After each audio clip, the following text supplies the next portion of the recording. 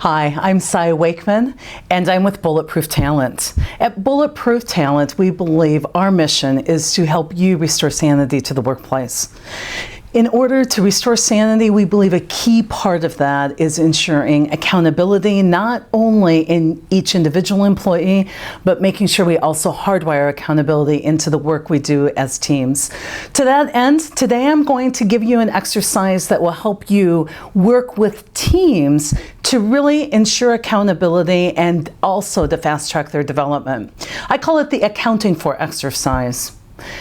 After a team has come to a milestone, it's time to review and really mine the activity, the project for learning for each and every team member.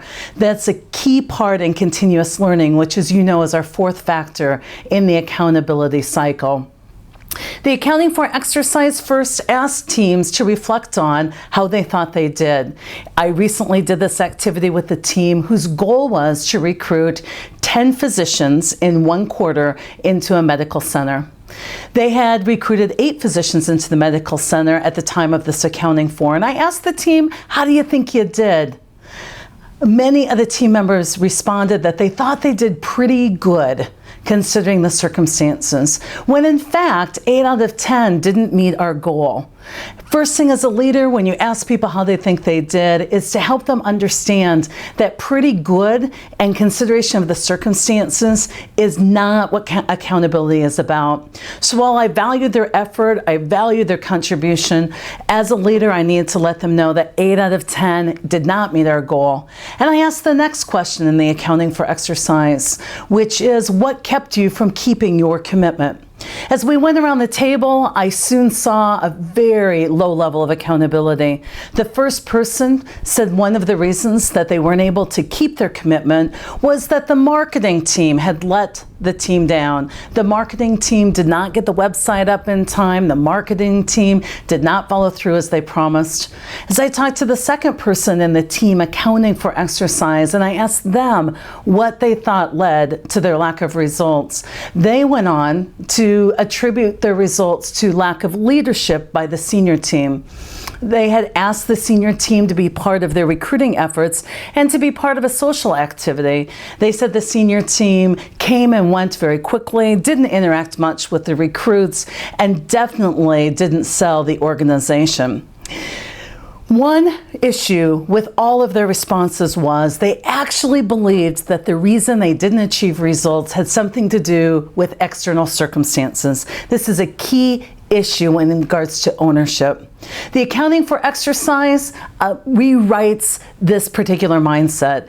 What I want you to do is go back around the table, ask each person to start with I, and talk about what they chose, what they did, how they contributed. So I asked the team to go back and use the example they had given me, but replace they for I, and really dig deep and account for what their personal contribution was. After some reflection, the first person did an incredible job of getting accountable. He said, you know, I lack project management skills. I did not set firm deadlines with the marketing team. I didn't have a project plan in place that really outlines key timelines, milestones, and I didn't follow up and check in with them. Basically, I used hope as my strategy. What a great transition from blaming the marketing team to accounting for his contribution. What's incredible is once you account for your own contribution, as this gentleman did, is then you know exactly what you need to develop in next. He knows now his development focus in the upcoming future is on project management skills. The second individual went from blaming senior leadership to talking about the fact that she chose not to fully brief senior leaders, that she just expected them to know what they needed to do in those social hours in order to really sell the organization. So her accounting went something like this. I did not appropriately brief the senior team. I was not clear in asking for exactly what I needed. And the beauty in that is that she then identified her next development area to be getting more clear about the asks that she makes to the senior team and really being specific about what expectations are and what her expected outcomes are so that they can do a better job delivering. In the accounting for exercise, you move people from what they think contributed to the results to an I statement of what contributed to the results, which leads you right into continuous learning, making our failures into successes, which leads right into fast-tracking their development.